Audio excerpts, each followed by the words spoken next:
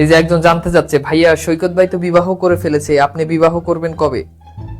এই বিবাহ নিয়ে চিন্তা করার আগে তো আমাদেরকে জানতে হবে যে বিবাহ মানে কি। তোমরা কি জানো বিবাহ মানে কি? বিবাহের বি মানে হচ্ছে বিপদ, ব মানে হচ্ছে বাড়ানো, আর হ মানে হচ্ছে হলো। তাহলে বিবাহের মানে কি দাঁড়াইলো?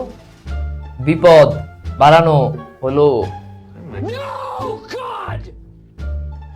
No, God, please, no! No! তোমাদের সৈকত ভাই যে বিয়ে করছে, বিয়ের আগের দিন আমার সাথে তার সাথে দেখা, কি হাসি খুশি ছেলে। বিয়ের দিন দেখি যে দোলনার মধ্যে ঝুলতেছে।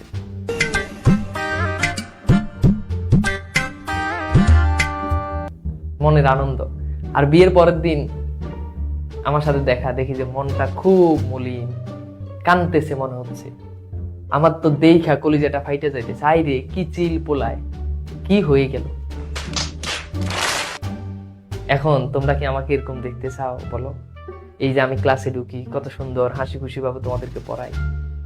বিয়েটা করার পর যখন মাথার উপর বিপদ উঠবে, তখন কি তোমাদেরকে এরকম হাসি খুশি ভাবে পড়াইতে পারবো?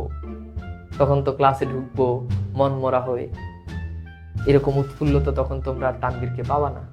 তাহলে জেনে শুনে কেন তোমরা আমাকে সৈকত ভাইয়ের মতো বিপদের মধ্যে ঠেলে দিচ্ছ?